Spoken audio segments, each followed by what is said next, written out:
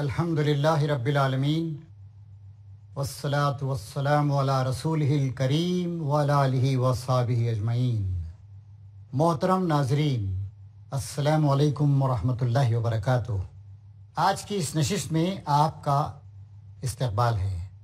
قرآن مجید اللہ تعالیٰ کی آخری کتاب کائنات میں غور و فکر پر بہت زور دیتی ہے۔ اللہ تعالیٰ نے قرآن مجید کے جو جملے ہیں ان کو آیات کہا ہے۔ آیت نشانی، آیات نشانیاں۔ نشانی کے ذریعے سے آپ کسی چیز کو یا کسی شخص کو پہچانتے ہیں۔ قرآن مجید کی یہ آیات نشانیاں ہیں اللہ تعالیٰ کو جاننے کی۔ اسی طریقے سے اللہ تعالیٰ نے کائنات میں اس کی صنعت، اس کی حکمت اور اس کی عظمت کے جو عظیم کارنامے ہیں ان کو بھی اپنی آیات قرار دیا ہے۔ چنانچہ اللہ تعالیٰ نے فرمایا ہے، ان فی خلق السماوات والارض واختلاف اللیل والنہار لآیات لأولی الالباب۔ یقیناً آسمان و زمین کے بنانے میں، تخلیق میں، دن اور رات کے مسلسل آنے جانے میں نشانیاں ہیں اہل دانش کے لیے، عقل مند لوگوں کے لیے۔ الذین یذکرون اللہ قیاما وقعودا وعلی جنوبہم ویتفکرون فی خلق السماوات والارض۔ یہ عقل مند اور دانش مند لوگ کون ہیں؟ جو اللہ تعالیٰ کو ہمیشہ یاد رکھتے ہیں، کھڑے ہوئے ہوں، بیٹھے ہوئے ہوں یا اپنے پہلوؤں پر لیٹے ہوئے آرام کر رہے ہوں، اور ساتھ ساتھ آسمان و زمین کی تخلیق میں غور کرتے رہتے ہیں۔ دیکھیے، دو طرح کی ایکٹیویٹیز، ایک اللہ کا ذکر کرنا، اس کو یاد کرنا، دوسرے کائنات پہ غور کرنا، تفکر کرنا، تدبر کرنا، سورج پر، چاند پر، زمین پر، ہواؤں پر، پانی پر، انسان کی تخلیق پر، انسان کی پرورش پانے پر، بارش پر، غذاؤں کے پیدا ہونے پر۔ دو الگ الگ طرح کی کاروائیاں اور ایکٹیویٹیز معلوم ہوتی ہیں، لیکن اسلام نے ان دونوں کو سمو دیا ہے۔ ایک طرف کہتا ہے کہ آسمان و زمین اور ان کی تخلیق اور دن اور رات کے تغیر و تبدل میں نشانیاں ہیں، دوسری طرف کہتا ہے کہ کون لوگ ان نشانیوں پہ غور کرتے ہیں، ان سے فائدہ اٹھاتے ہیں؟ وہ جو اللہ سے ڈرتے ہیں، اللہ پر ایمان رکھتے ہیں اور اللہ تعالیٰ سے اتنے قریب ہیں کہ صبح و شام، دن رات، اٹھتے بیٹھتے لیٹے ہر وقت اللہ تعالیٰ کو یاد کرتے ہیں، کبھی بھولتے نہیں اس کو، اور تفکر کرتے ہیں، تدبر کرتے ہیں، کیسے ہو گیا یہ سسٹم، کیسے پیدا ہو گیا۔ وہ اس کے بعد پکار اٹھتے ہیں، ربنا ما خلقت ھذا باطلا سبحانک فقنا عذاب النار۔ اے ہمارے پروردگار، تو نے اس منظم کائنات کو، آرگنائز یونیورس کو بلا مقصد نہیں پیدا کر دیا ہے، تو اس بات سے پاک ہے کہ کسی کام کو بیکار یوں ہی کر دے۔ فقنا عذاب النار۔ پھر ان کی نگاہیں اپنی آخرت اور اپنے انجام پہ جاتی ہیں اور کہتے ہیں کہ بار الہ، دنیا کی زندگی میں جو تو نے ہم کو بھیجا ہے، اس طریقے سے زندگی گزارنے کی توفیق دے کہ ہم جنت کے مستحق بنیں اور جہنم میں نہ ڈھکیلے جائیں۔ سچی بات یہ ہے کہ مذہبی کتابوں میں قرآن مجید ایک منفرد کتاب ہے جس نے غور و فکر اور پھر تدبر پہ زور دیا، اس نے آرگیومنٹس پیش کیے۔ قرآن شریف نے کسی مخالف کا منہ کبھی زبردستی بند نہیں کیا، بتایا کہ مخالفین یہ کہتے ہیں، مخالفین یہ کہتے ہیں کہ ایک خدا کے علاوہ اور بہت سے خدا ہیں، مخالفین یہ کہتے ہیں کہ بہت سے دیوی دیوتا ہیں، مخالفین یہ کہتے ہیں کہ ہم اپنے باپ دادا کی اور پرانے بزرگوں کی عبادت کرتے ہیں، وہ اللہ کے پاس سفارشی ہیں۔ ان کے دلائل کو پیش کیا، پھر بتایا کہ یہ باتیں کس طریقے سے غلط ہیں، کس طریقے سے ساری کائنات کا پیدا کرنے والا ایک اللہ ہی ہے، ایک خدا ہی ہے، اس کے علاوہ کوئی اور نہیں۔ چنانچہ آپ قرآن مجید میں دیکھتے ہیں کہ توحید کے خلاف، اسلام کے خلاف، نبی کریم صلی اللہ علیہ وسلم کے خلاف جتنی باتیں کہی گئیں ان کا بھی ذکر کیا گیا ہے، پھر دلائل کے ذریعے سے ان کا توڑ کیا گیا ہے۔ تو اس طریقے سے قرآن مجید اللہ تعالیٰ کی وہ کتاب ہے جو باتوں کو سمجھاتی ہے، دلائل کے ذریعے سے واضح کرتی ہے۔ تو قرآن مجید نے ایک اہم طریقہ یہ بھی اختیار کیا ہے کہ کائنات کی مختلف نشانیوں کی طرف اشارہ کیا ہے۔ غور و فکر کرو اور دیکھو، کیا خدا ہی پیدا کرنے والا ہے یا کوئی مختلف خدا ہے جنہوں نے اس کو بنایا؟ آج جو سائنسی ترقی ہوئی ہے، اسلام نے اس کے لیے انسینٹیو دیا تھا، غور و فکر، تدبر، تحقیق، تجسس۔ چنانچہ 15ویں صدی تک سائنس کے میدان میں، تحقیقات کے میدان میں، چاہے باٹنی کا میدان ہو، زوالوجی کا میدان ہو، کیمسٹری کا میدان ہو، خود کیمیا، کیمسٹری عربی کا لفظ، ارضیات کا میدان ہو، جیولوجی کا، یا فلکیات کا میدان ہو، آسٹرونومی، ان سب میں مسلمانوں نے عظیم کارنامے انجام دیے۔ بعد میں کچھ ایسی وجوہات ہوئی کہ 16ویں صدی سے گویا مسلمانوں نے تحقیقات وغیرہ کو چھوڑ دیا، طے کر دیا۔ آج ہم دیکھتے ہیں کہ دنیا میں بہت سارے علوم نے بہت ترقی کی ہے، مغرب نے بہت بڑا کام کیا ہے، اس کا بہت بڑا کنٹریبیوشن، اور اب کائنات کے حقائق کو سمجھنا، ان پہ غور و فکر کرنا ہمارے لیے بہت زیادہ آسان ہو گیا ہے۔ ابھی چند دن پہلے اخبارات میں خبر آئی، اس سے معلوم ہوتا ہے کہ کائنات کتنی وسیع ہے۔ خبر یہ ہے کہ 27 دسمبر 2004 عیسوی کو ایک ستارہ پھٹا، پھٹنے کی خبریں آئیں۔ جب ستارہ پھٹتا ہے تو اس کو کہتے ہیں سپر نووا، اور ستاروں کے بارے میں سائنسدانوں کا یہ کہنا ہے کہ ہر ستارے کی عمر تقریباً 1000 کروڑ سال ہوتی ہے۔ سورج 500 کروڑ سال پورے کر چکا ہے، مزید 500 کروڑ سال زندہ رہنے کا امکان، اور جب یہ ختم ہو جائے گی 1000 کروڑ سال کی مدت تو ستارہ پھٹ جاتا ہے۔ سورج بھی ایک ستارہ ہے۔ جب یہ خبر آئی تو اس وقت قرآن مجید کی سورہ معارج کی آیات نمبر 4، 5، 6 پر میری نگاہیں ٹک کے رہ گئی۔ اللہ تعالیٰ فرماتا ہے، ملائکہ اور روح جبریل علیہ السلام کا لقب، ملائکہ اور روح اس کے حضور چڑھ کر جاتے ہیں ایک ایسے دن میں جس کی مقدار 50,000 سال ہے۔ پس اے نبی صبر کرو، شائستہ صبر، اچھے طریقے سے صبر کرو، بہترین طریقے سے صبر کرو۔ یہ لوگ اسے دور سمجھتے ہیں، قیامت کو ہم اسے قریب دیکھتے ہیں۔ سورہ المعارج کی آیات نمبر 4، 5 اور 6۔ نبی کریم صلی اللہ علیہ وسلم ایک جاں گسل کشمکش سے گزر رہے تھے۔ لوگ ماننے کے لیے تیار نہیں تھے، طرح طرح کے اعتراضات کرتے تھے، اپنی بت پرستی کو، اپنی آبا پرستی کو، اپنی ارواح پرستی کو، اپنی نفس پرستی کو، دولت پرستی کو چھوڑنے کے لیے تیار نہیں تھے، جبکہ اسلام یہ کہہ رہا تھا صرف اس خدا کے بندے بنو، نہ ماں باپ کی پوجا کرو، نہ دیوی دیوتا کی پوجا کرو، نہ انسانوں کی پوجا کرو اپنے جیسے۔ تمہاری پوجا، تمہاری پرشنسا، تمہاری عبادت، اس کا مستحق صرف وہ ایک اکیلا اللہ ہے، اس کے علاوہ کوئی نہیں ہے۔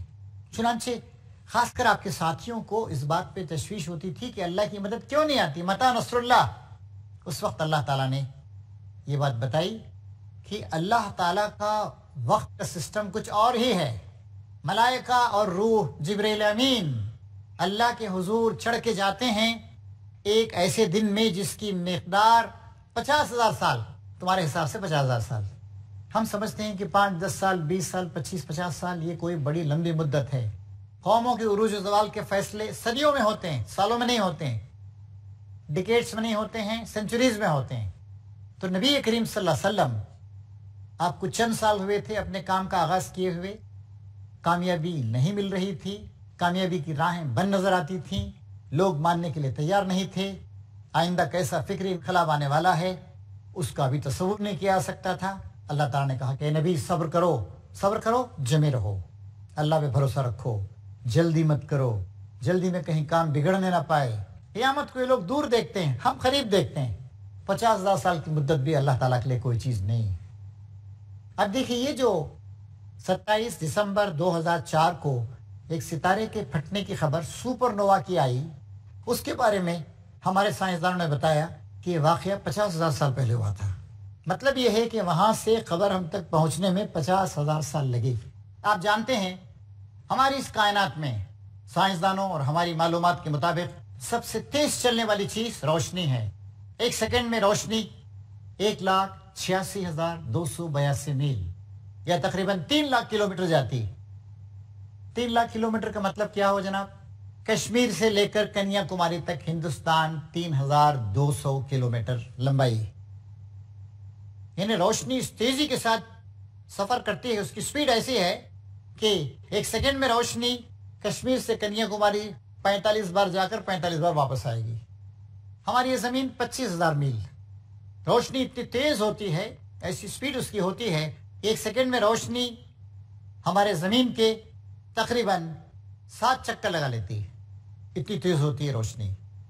تو اس خبر کے ذریعے ہم کو معلوم ہوا کہ 50,000 سال پہلے ایک ستارہ پھٹا تھا، اس تیزی کے ساتھ جو اس کی روشنی نکلی تھی وہ ہم تک پہنچی۔ بریک کی تھوڑی دیر اجازت دیجیے، تب تک اس بات پہ غور کرتے رہیے اللہ تعالیٰ کی عظمت کی اس نشانی پر۔ اس سلسلے کی مزید تفصیلات بریک کے بعد ہم آپ کی خدمت میں پیش کریں گے۔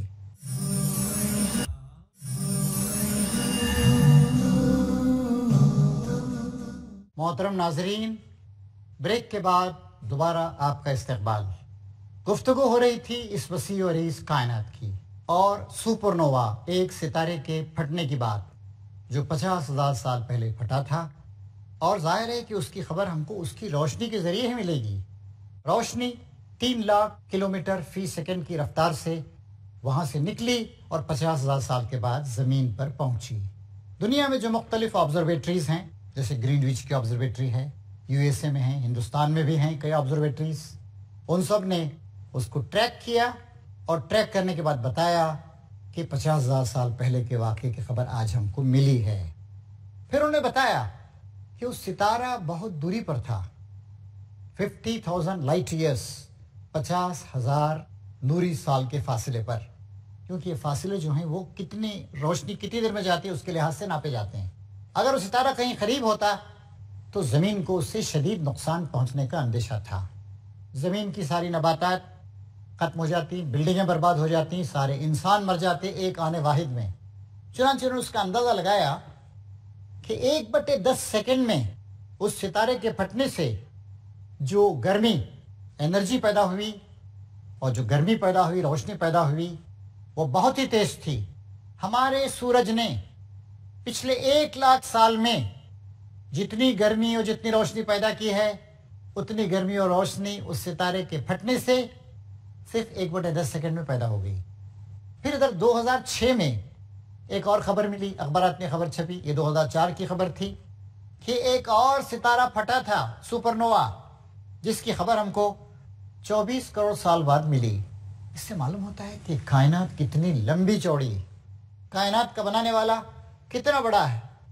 وہ فرماتا ہے فَإِذَا أَرَادَ شَيْئًا فَإِنَّمَا يَقُولُ لَهُ كُن فَيَكُونُ، جب وہ کسی بات کا ارادہ کرتا ہے تو حکم دیتا ہے کہ ہو جا، اور وہ چیز ہو جاتی۔ ہم کچھ نہیں ہیں، ہم بہت معمولی، ہم اشرف المخلوقات ہیں۔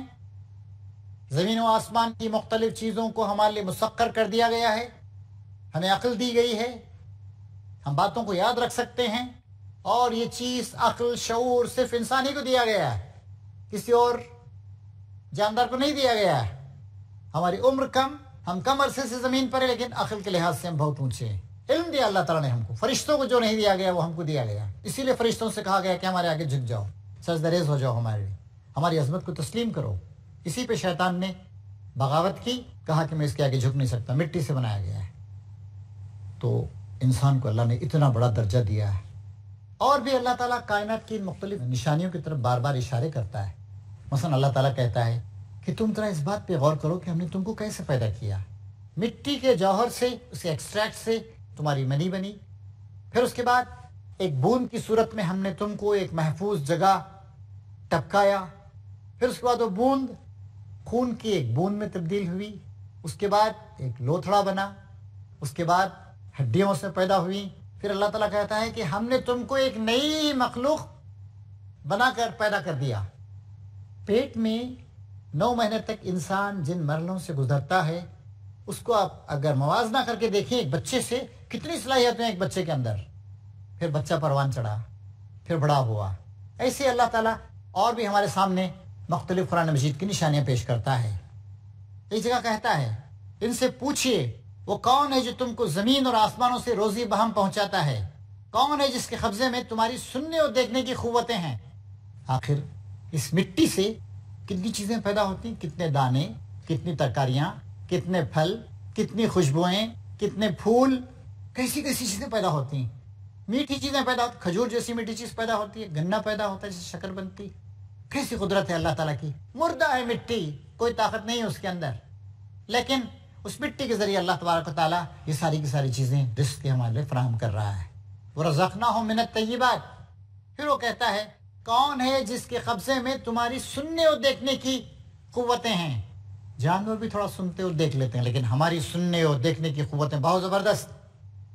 سنتے ہیں، سمجھتے ہیں، یاد رکھتے ہیں، ریٹریو کر سکتے ہیں، دوبارہ استعمال کر سکتے ہیں. دیکھنے کی قوت، آبزرویشن کا جو پاور ہے، مشاہدے کی قوت، کتنی چیزوں کو دیکھتے ہیں، کچھ سمجھتے ہیں، دور دور کی چیزوں کو دوربینوں کے ذریعے سے دیکھتے ہیں، کچھ چیزوں کو عقل کی آنکھوں سے دیکھتے ہیں، آنکھوں سے دیکھ نہیں سکتے ہیں.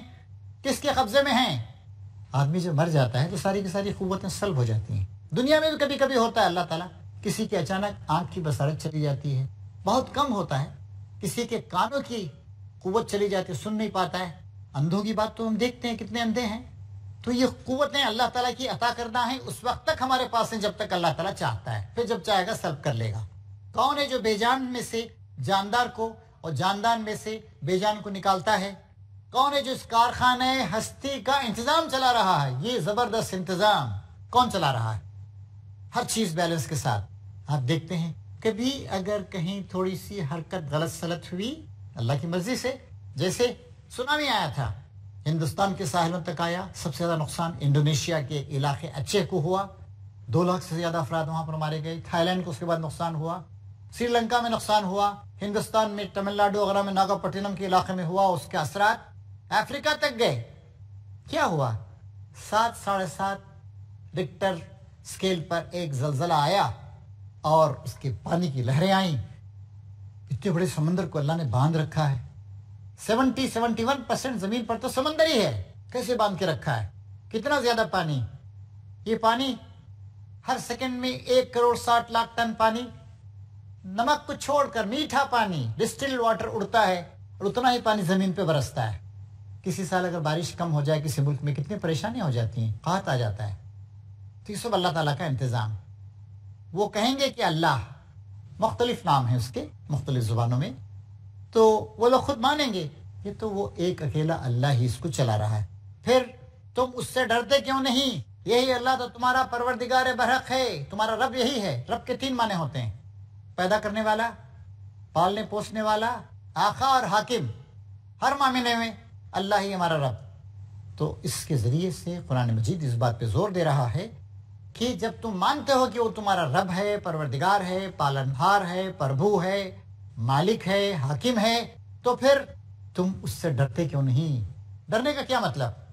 ڈرنے کا مطلب یہ ہے کہ اپنے رویے کو درست کرنا. یہ ڈرنا سانپ سے ڈرنے کی طرح کا ڈرنا نہیں ہے. اگر تم نے اس کی نافرمانی کی، اس کے احکام کو نہیں مانا، اس کے آگے جھکے نہیں، کسی اور کے آگے جھکے، شرک کیا، اس سے جو محبت کرنی دوسروں سے محبت کی، اس کے حکم کو جو اہمیت دینی ہے دوسروں کے احکام کو اہمیت دی، تم نے شرک کیا گویا. اور شرک اللہ تعالیٰ کے پاس سب سے بری چیز. دیکھیے کوئی بھی ایک دیش ہوتا ہے، ہندوستان ہو، چین ہو یا جاپان ہو، کوئی ہو، ہر دیش اپنی سرحدوں کی حفاظت کرتا ہے. کوئی دیش اس بات کی اجازت دیتا نہیں کہ کوئی آدمی اس ملک کے ساتھ غداری کرے، اور غداری کی سزا موت ہے. اور جو خدا کے ساتھ غداری کرے، خدا کا کھائے، خدا کی دی ہوئی جان، خدا کے دیے ہوئے ہاتھ پیر سے کام لے، لیکن اس ایک اللہ سے خدا کی عبادت نہیں کرے، دوسروں کے آگے جھکے، کتنی بڑی غداری کر رہا ہے وہ. یہ خدا کی مہربانی ہے کہ پکڑتا نہیں ہے، موقع دیتا ہے، سنبھلنے کا موقع دیتا ہے. سوچو، غور و فکر کرو، پڑھو. قرآن مجید یہی کہتا ہے. اور اس کو لوگوں کے سامنے پیش کرنا، خدا کی ان آیات کو. اور کائنات میں جو آیات ہیں، سورج میں، زمین میں، پانی میں، ہوا میں، رزق کے پیدا ہونے میں، ہواؤں کے چلنے میں، بارش کے برسنے میں، انسان کے پیدا ہونے میں، انسان کے پروان چڑھنے میں، انسان کی سماعت اور بصارت کی قوتوں میں جو اللہ کی نشانیاں ہیں، اللہ تعالیٰ کہتا ہے کہ ان سب پہ غور کرو اور اپنے رب کو پہچانو. اور حق معلوم ہونے کے بعد گمراہی کے سوا کیا باقی رہ گیا ہے؟ آخر تم لوگ کدھر پھرائے جا رہے ہو؟ کون ہے جو ہمیں پھرا رہا ہے؟ کون ہے خدا سے ہمیں غافل کر رہا ہے؟ تو اس طریقے سے قرآن مجید کی آیات، اور جیسے میں نے آپ سے عرض کیا، آیات کے معنی ہوتے ہیں نشانیاں. یہ بھی آیات ہیں جو قرآن مجید میں ہیں، اور کائنات میں بھی نشانیاں ہیں. وفی انفسکم، ہماری جانوں میں بھی نشانیاں ہیں، ہمارے نظام ہاضمہ میں ڈائجیشن، کیا کچھ کھاتے ہیں سب کچھ ڈالتے ہیں پیٹ میں اور خون ملتا ہے اس کے ذریعے سے. سرکولیٹری سسٹم، دوران خون کا سسٹم، کیسے خون جو ہے ہر جگہ جا رہا ہے، جو نیوٹرینٹس ہیں سب کو دے رہا ہے. یاد رکھنے کا سسٹم، دماغ جس طریقے سے کام کر رہا ہے پورے بدن کو کنٹرول کر رہا ہے. دل کا سسٹم کہ ماں کے پیٹ میں تھے اس وقت سے لے کر زندگی کی آخری سانس تک دل دھڑکتا رہتا ہے، ہاتھ پاؤں کام کرتے رہتے ہیں، گردے کام کرتے رہتے ہیں. 24 گھنٹے میں 48 بار ہمارے خون کو چھان دیتے ہیں. ایک ایک گردے میں 10-10 لاکھ نیفرونز ہیں جو ہر وقت خون کو چھانتے رہتے ہیں. آپ نے دیکھا ہوگا گردے جب کام کرنا بند کر دیتے ہیں ڈائلیسس کرنا پڑتا ہے. ایک وقت کے ڈائلیسس پر 2000 روپے خرچ ہوتے ہیں. 8 بار کریں مہینے میں 8 دونی 16,000. سال بھر کریں 2 لاکھ روپے. گردے 2 لاکھ روپے کا کام ہر ایک آدمی کے لیے کر رہے ہیں. معمولی غریب انسان کے لیے، بھکاری کے لیے، تعلیم یافتہ انسان کے لیے، سب کے لیے کر رہے ہیں. کتنی اللہ تعالیٰ کی مہربانیاں ہیں. اس کے باوجود آدمی اس خدا کے آگے نہ جھکے، اس کے ساتھ غداری کرے، اس کو نہ پکارے، دوسرے کو پکارے. تو آج آپ اخبارات پڑھتے ہیں، اس طرح کے واقعات آتے ہیں. اخبار میں ہم نے واقعہ پڑھا کہ ایک ستارہ پھٹا، سپر نووا ہوا، 50,000 سال کے بعد اس کی خبر ہوئی. 2004 عیسوی میں فروری میں ہمیں خبر ملی. 2006 میں اخبارات میں پھر خبر آئی کہ ایک اور ستارہ 24 کروڑ سال پہلے پھٹا تھا، اس کی خبر اب آئی، اس کی روشنی اب پہنچی تیزی کے ساتھ. کتنی دور ہوگا وہ ستارہ؟ کتنی بڑی ہے اللہ تعالیٰ کی کائنات، کتنا عظیم ہے ہمارا اور رب. تو حاضرین اور ناظرین، ہماری یہ ذمہ داری کہ قرآن مجید کی آیاتوں کو ہم سوچ سمجھ کے پڑھیں، اندھوں کی طرح نہیں پڑھیں. سوچ سمجھ کے پڑھیں گے ہمارے ایمان میں ترقی ہوگی، ہمارے اندر عمل کی قوت پیدا ہوگی، ہم اللہ کے احکام پر عمل کریں گے. شدید ضرورت ہے اس بات کی کہ قرآن مجید کو دل کی آنکھوں سے پڑھا جائے. اقبال نے کہا تھا، تیرے ضمیر پہ جب تک نہ ہو نزول کتاب، گرہ کشا ہے نہ رازی نہ صاحب کشاف. امام رازی نے تفسیر کبیر لکھی اور کشاف ایک اور بزرگ نے لکھی تفسیر کشاف. اگر تم یہ نہ محسوس کرو کہ قرآن میرے لیے ہے اور اسے اپنے دل میں جگہ نہ دو، سمجھو نہیں، یوں ہی پڑھتے رہو، تو قرآن تمہارے لیے مفید نہیں. ضرورت ہے کہ ہم بھی پڑھیں قرآن کو اور دوسروں کے سامنے پیش کریں. اللہ تبارک و تعالیٰ سے دعا ہے کہ وہ ہماری دلوں کی کھیتیوں کو سرسبز و شاداب کرے، ہمیں عقل و فکر و شعور سے کام لینے کی توفیق دے، ہمیں دل کی آنکھوں سے اور بصیرت کے ساتھ قرآن مجید کا مطالعہ کرنے کی توفیق دے، اور کائنات کی مختلف نشانیاں جو ہمارے چاروں طرف بکھری ہوئی ہیں، جو مختلف علوم کے ذریعے ہم کو مل رہی ہیں، جن کا اخبارات میں بھی ذکر ہوتا ہے، ان سے بھی فائدہ اٹھائیں اور ان سب کے ذریعے سے ہمارا ایمان مضبوط ہو اور ہمارے عمل میں پاکیزگی اور خوبی آئے اور ہم اس دنیا کو ایک اچھی دنیا، ایک پاکیزہ دنیا اور ایک جنت بنا سکیں. اللہ تعالی ہماری ان کوششوں کو قبول فرمائے. وآخر دعوانا ان الحمد للہ رب العالمین.